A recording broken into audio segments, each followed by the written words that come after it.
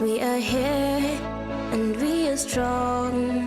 Let's be counted as we move on. Make a difference, change lives as we tell our different stories. We are capable, beautiful. We are born to do great things.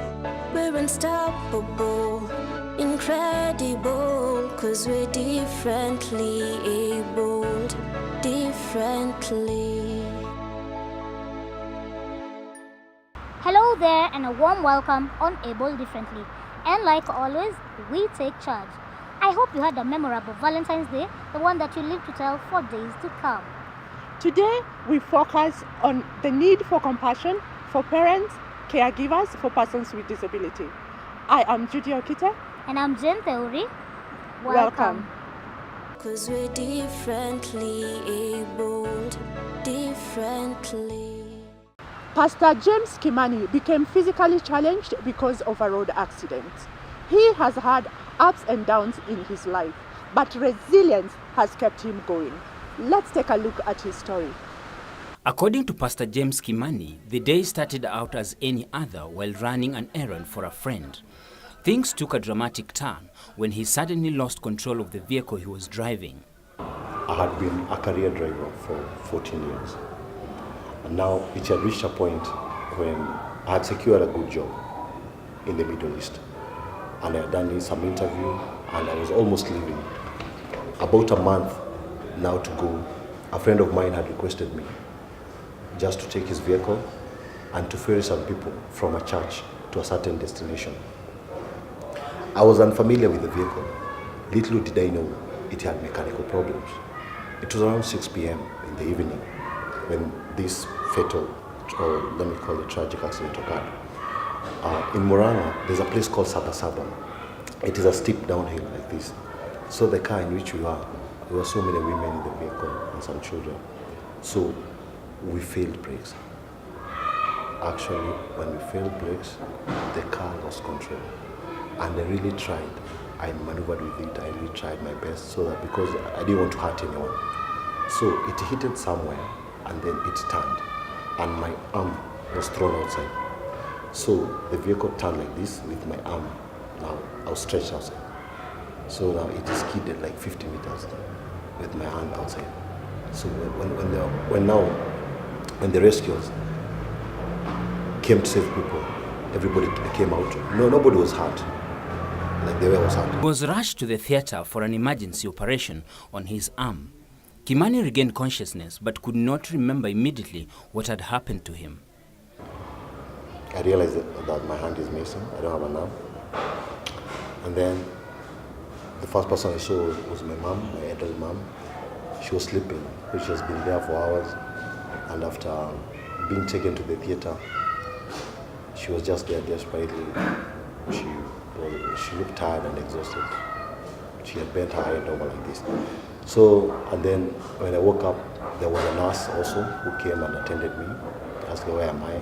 She told me. And at that moment, how did I come here? She told me to relax. She gave me some aspirin first. She said she'll explain everything. She started asking me how I'm feeling and all that kind of stuff. So it began there.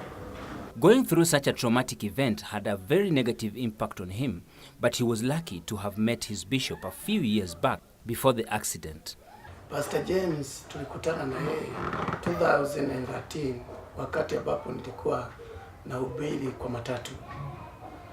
Lakini wakati huo hata hatukujuana, maana nilipeana tu namba za simu kwa wale ambao walikuwa katika hiyo matatu.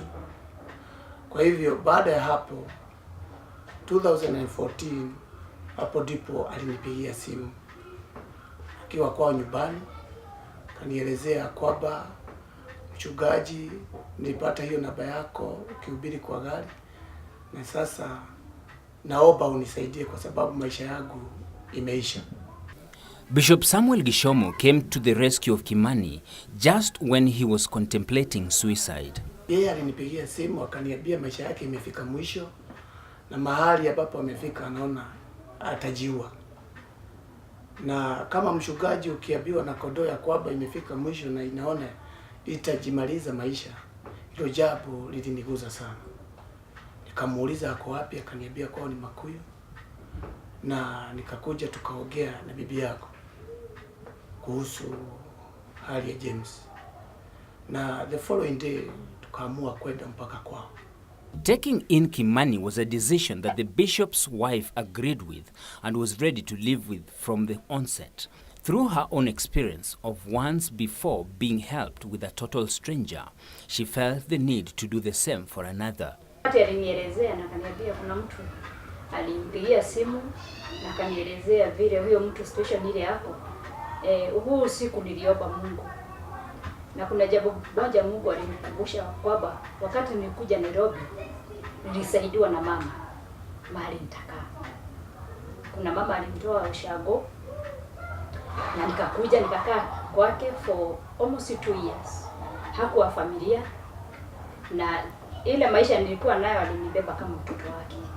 So usiku Mungu akanikumbusha vile mimi mwenyewe nilishughulikiwa Nairobi na mtu hakuwa wetu. Hata kama nilikuwa yes na niko mzima na nikifanya kazi, lakini hata mtu kukupea makao na mtu ako na familia haikuwa rahisi. Kwa hivyo huu siku sasa the following morning nikaelezea my husband, nikamwambia kuna jambo moja Mungu ameninenea na limenipea nguvu sasa kwenda ile safari tumepanga. James Kimani had been raised by a single mother. Being under the care and guidance of the bishop meant the world to him as he found the father that he never had. It was the beginning of a new kind of peace in his life. He became a father. I've never had a father ever in my life because I wasn't lucky to meet my dad ever since I was born. So he became more of a parent, and he taught me to believe in myself again. And again, he encouraged me through the Word of God. He made me read the Bible and understand more. And I saw my value and the importance of who I can become. And I saw myself becoming a better person. And I really learned to believe in myself through him. So he made me feel like I'm someone special. He made me feel that I can do even better. He made me feel that I'm full of life. He made me feel that I have a destiny. And he made me feel proud of what I'm doing today. Pastor Kimani had proved to be doing ministry very well, especially with the youth. And the bishop quickly acted by opening a branch of the church in Saika and putting him in charge. To make matters better, he enrolled him into a university to undertake a course in theology. Kitu 2017 hapo ndipo nilidecide washaingie katika hali ya huduma baada ya kukaa na yeye mwaka mzima nikijaribu hali ya biashara hapa na pale. Kwa hivyo 2017 nikaona Vasha aikilie kazi ya Mungu, kachukua jukumu, kampeleka shule. Sasa yako shule KH University. Na yeye anafanya diploma mahali pale. Tumeendelea na yeye vizuri mpaka tumemfungulia kanisa.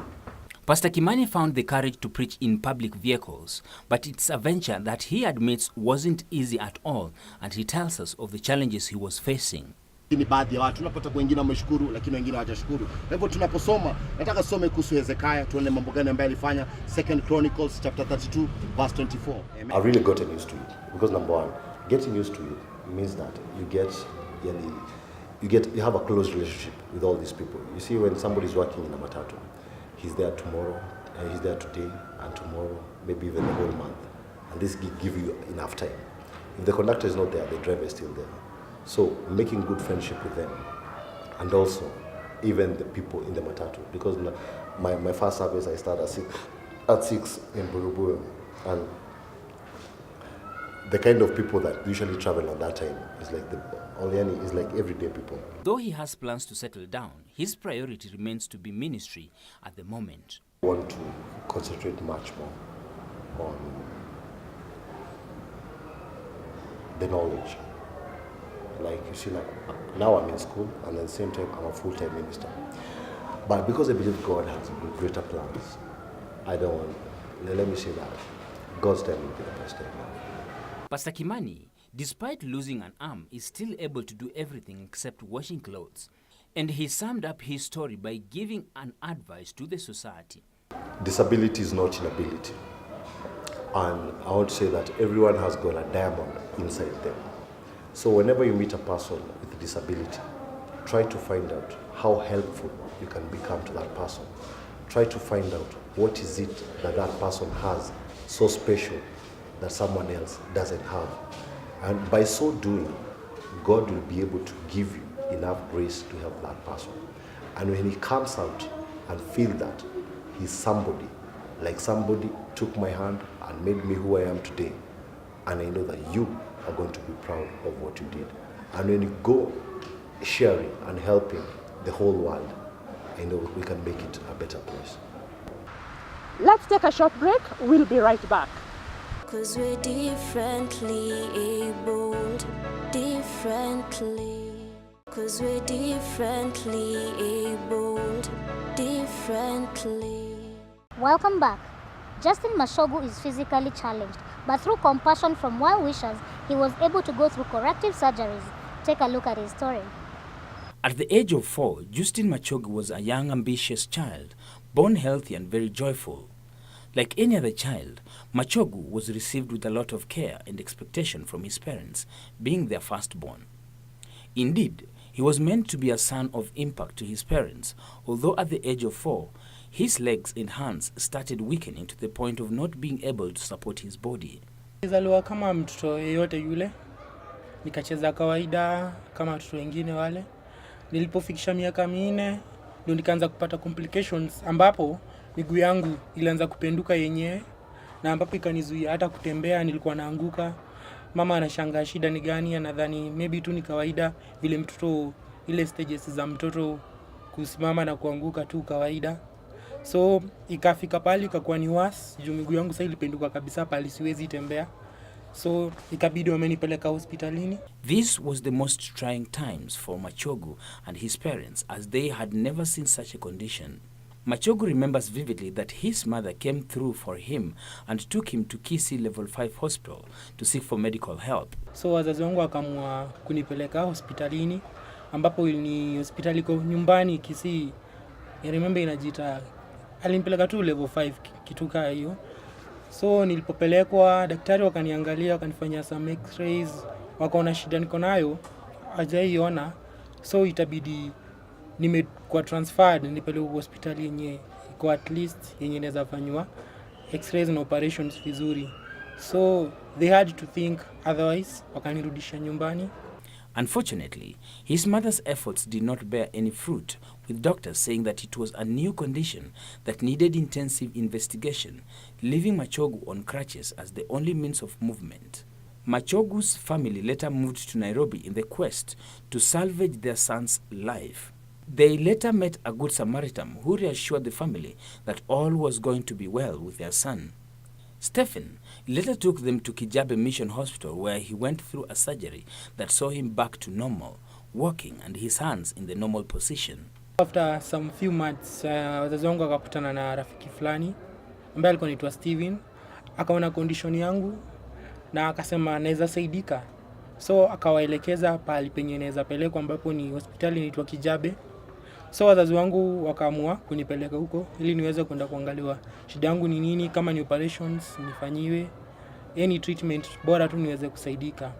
So wakaamua na wakafanya juhudi juu chini, wakanipeleka nikafanywa x-rays, nikaangaliwa condition ni gani.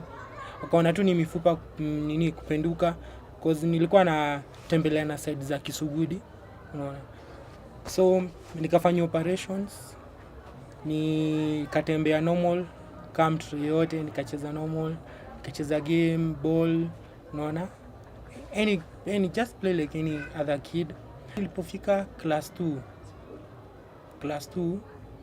2 shule nilikuwa nasomea kwa side za Ruben inaitwa Newdon, yeah.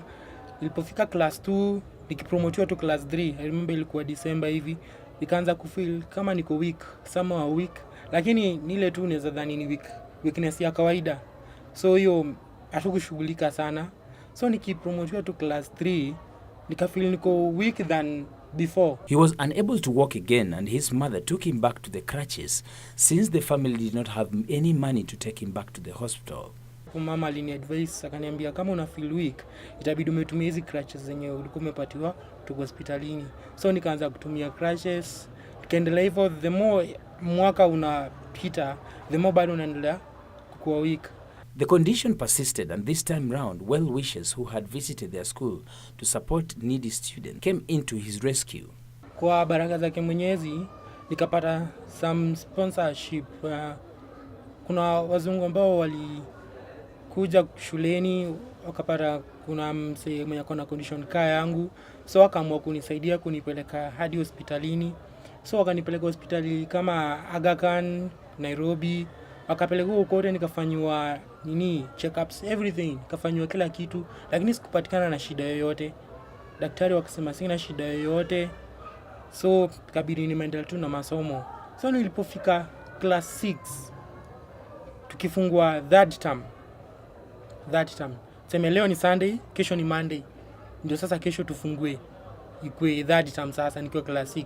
So that Sunday nikaamka asubuhi, nikijaribu kutembea, kujaribu kusimama, na feel natetemeka, niko weak, naanguka. Mama akajaribu kunipatia support, kujaribu kunishikilia. Singeweza kusimama kabisa hata kidogo, singeweza. Sikabidi tena wamenipeleka hosi waoneka shida ni gani. Kanipeleka Nairobi hospital wakapata sina shida yoyote, lakini chenye wanasema inaweza kuwa ni kama ulemavu wangu. Sasa wakasema ni kitu inaitwa MD, muscular dystrophy, ambapo inamaliza joints nguvu kabisa, inamaliza joints nguvu pale popote penye kuna muscles, inatoa nguvu zote, yani unakuwa weak hivyo peke yake.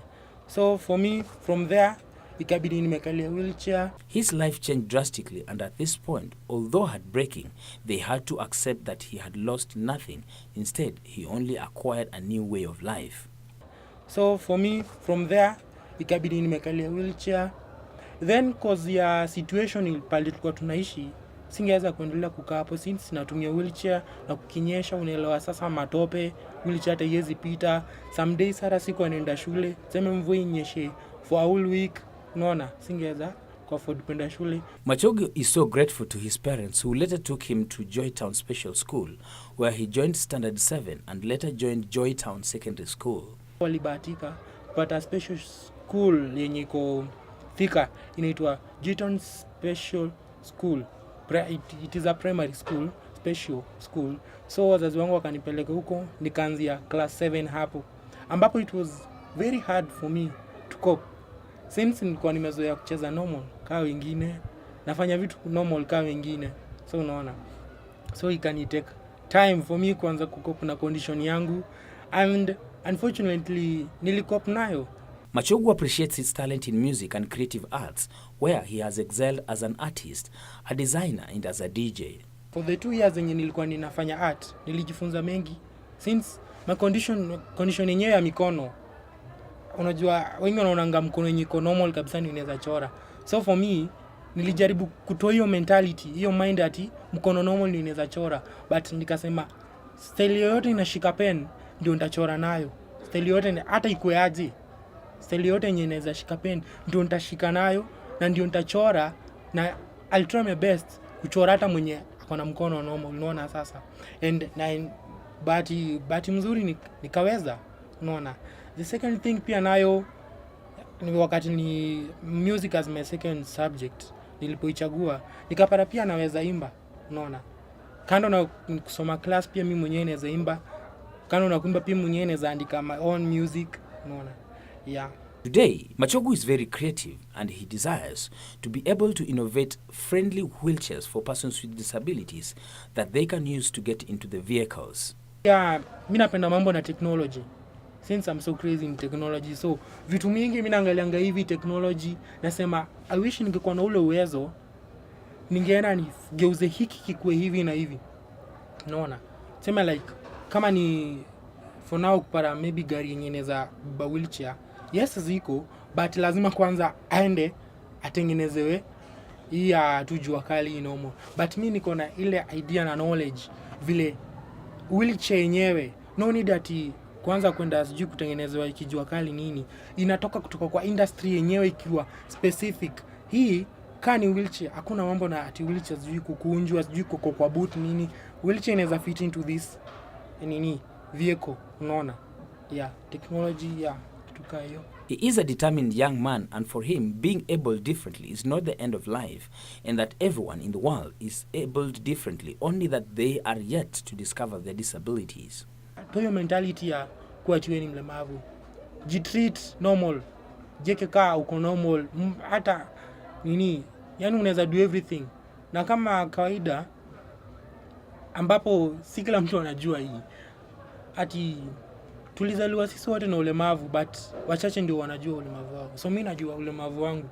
Maybe unaweza jiona unatembea normal, but kuna ulemavu ambao uko nao na ujui, na huwezi jua sababu uja spend time yako ukiangalia yule nimeona ako na condition fulani, je condition yangu ni gani? He calls upon the society to appreciate those with disabilities without looking down upon them, and instead appreciate their talents and abilities by giving them opportunities as well. Kujaribu kumake watu waone sisi kama ni watu normal, unaona? Kuna wenye wanatuona like ka problems, mashida, taabu, unaona kaa laana, na msaidiza kucheki hata sikukaribie, je unaona nikimkaribia ama nikimsaidia huyu huyu ara mimi nakuwa tu kae, unaona? Hiyo mentality ni mbaya sana. Hiyo ningependa kuitoa, unaona? Ningependa yani watu waone kama watu normal, unaona? Juu since kuna watu wanaongi kama watu normal, unaona? Wanatoa tu yani yani kwani wali affordaje kufika huko? Na sasa hiyo mtu amesahau even the time of Jesus. Kulikuwa na watu wenye wako na ulemavu, si ndio? Sasa ndio kitu moja watu wanasahau, unaona? Reaching out to the parents who have children with disabilities, Machogu's mother Gladys Nyaboke had this to say. Kielimisha wazazi wenye wako na watoto walemavu wasiwafiche manyumbani, wapeleke watoto shuleni, wasome na wawe karibu na wao ili wajisikie wako sawa na wengine. 'Cause we're differently abled, differently. Winnie Achieng was born deaf, but because of the compassion her family showed her, she's been able to learn pretty fast, and now she's preparing to go to college. Take a look at her story. According to Winnie's mother, she was born deaf. The firstborn in her family grew up not hearing anything at all. Alizaliwa tu kako hivyo. Kaski. Lakini wenye alizaliwa tu kwa tukijua ati atakosa kusikia, sasa venye anakuwa mkubwa ndio tukaona ongei. It was worrying to realize that their young girl could not comprehend much, and immediately they decided to take her for a checkup. Tukaambiwa ni kama ati masikio yake imefungana. Tukapewa dawa nyingine hapo. Ni kitambo siwezi kumbuka. Tena ikakaka kaongei. Winnie was later enrolled into a special school to help advance her knowledge of things. Rafiki yetu mwingine akatuambia watoto wenye waongeangi wanapelekwa shule ingine iko huko Bondo inaitwa Nyang'oma. Sasa from class 1 mpaka kamaliza form 4 alikuwa anasoma hiyo Nyang'oma. To also help improve the relationship between parent and child, the school created a slot for training parents and guardians on sign language. Nyakati nyingine pia tulikuwa tunaitwa huko shule, alafu tunafundishwa wenye tunaweza ongea nao. Although they communicate, there is still a challenge. Sana nikitaka kuongea naye akiunderstand haraka na muandikia naye ananiandikia. Winnie took it upon herself to tutor her siblings in sign language for better communication. Hao wengine anawafundishanga venye wanaongeanga, anawaandikianga vile wanafaa kuongea na yeye hivyo. Sasa wanakuwa wamezoea. Hao nako wanajua kumuongelesha. As the mother tells us, Winnie is determined to pursue a career in teaching. Venye alishamaliza hivi form 4, ndio alituambia ati anataka kuwa mwalimu. Sasa tulikuwa tunajaribu kutafuta shule yao, but baada tu kwa tumepata penye anaweza enda. We briefly got a chance to engage Winnie as she is camera shy. My name is Winnie Achieng. I'm the firstborn. But ago when I was born, I was not deaf. I was hearing, then afterwards I became deaf. In my family, I'm the firstborn. Then the secondborn is a boy. and the third born, he's in primary school. Myself, I'm not in high school. I've already finished high school. So I went to high school from 1 up to from 4. Now I'm just looking for a job and what to do. My parents told me to wait. Later on, they'll take me to college. When I went to school, in high school, I went to a deaf school. I was not the only deaf student. There were so many deaf students and also teachers. I went from Form 1 up to Form 4. Now the problem, now I finished school well, now I'm waiting to go to college. Ukiwa na mtoto deaf kama huyu, unafaa tu kuwa treat equal. Juu mtoto ni mtoto. Hiyo ndio naweza waambia. Juu kenye huyo mwingine pia anafanya ndio kenye pia huyo mwingine anafanya. Isipokuwa ni kukosa tu kuongea, lakini wako same. Let's take a look at the UN Convention on the Rights of Persons with Disability. Article 6 of the UN Convention states that state parties recognize that women and girls with disabilities are subject to multiple discrimination, and in this regard shall take measures to ensure the full and equal enjoyment by them of all human rights and fundamental freedoms. On today's show, we're going to define the word compassion. What is your take on that, Judy? Compassion could be humane understanding of other people's suffering and wanting to do something about it. True, and it's more like empathy, whereby you can relate with someone's situation and wanting to alleviate their situation to probably make it better. Yeah. I couldn't agree more. Well, that's it for today. See you again next week, same time, same place. I'm your host, Jen Theory. And I am Judy Okite. Bye. Bye.